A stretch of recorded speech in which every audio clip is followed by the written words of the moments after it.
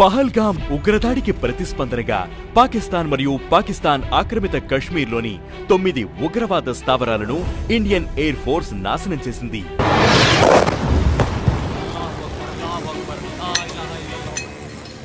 ఈ మిషన్ కు ఆపరేషన్ సింధూర్ అని పేరు పెట్టింది. సింధూర్ అనేది హిందూ వివాహిత మహిళలకు ప్రతీక. ఏప్రిల్ 22న ఉగ్రవాదులు పహల్గామ్లోని బైసరంలో హిందూ పురుషులను గుర్తించి పాయింట్ బ్లాంక్ రేంజ్ నుంచి వారిని కాల్చి చంపారు. పహల్గామ్లోని ఈ ప్రదేశం తరచుగా హనీమూన్లకు ప్రసిద్ధి. ఈ దాడిలో ప్రాణాలు కోల్పోయిన వారిలో నేవీ అధికారి లెఫ్టినెంట్ వినయ్ నర్వాల్ ఒకరు. అప్పటికి ఆయన పెళ్లై కేవలం 6 రోజులే అయింది.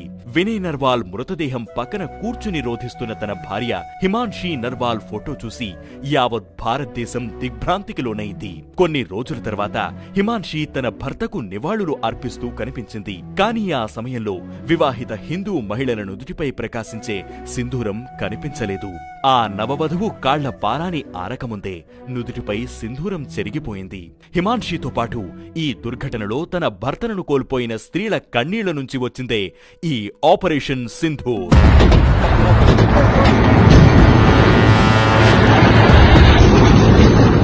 అలాగే భారతదేశంలో యోధులు శత్రువులను ఎదుర్కోవడానికి వెళ్లేటప్పుడు వారి నుదుటిపై సింధూరంతో వీరతిలకం దిద్దుతారు.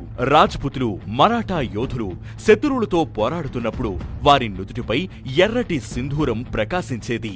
అది ధర్మం కోసం చేసే యుద్ధం.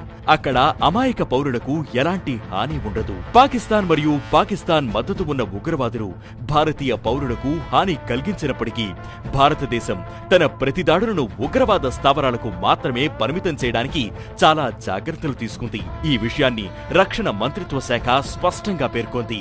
ఇక ఈ ఉగ్రదాడిలో హిందుత్వాన్ని టార్గెట్ చేశారు. మతం అడిగి మరీ చంపిన వారి ఉగ్ర వైఖరికి జవాబుగా హిందుత్వ ప్రతీక అయిన సింధూరాన్ని గుర్తు చేసేలా ఈ దాడులకు ఆపరేషన్ సింధూర్ అని పేరు పెట్టినట్టుగా కూడా తెలుస్తోంది. ఈ ఆపరేషన్ సింధూర్లో భారత క్షిపణుల వర్షంలో పాకిస్తాన్లోని ఉగ్ర స్థావరాలు బూడిదయ్యాయి. ఇండియన్ ఆర్మీ దెబ్బకు టెర్రరిస్టులు రక్తం కక్కుకొని చస్తున్నారు. ఇప్పుడు మనందరం భారత సైనికులకు మద్దతుగా నిలవాల్సిన సమయం. జై హింద్.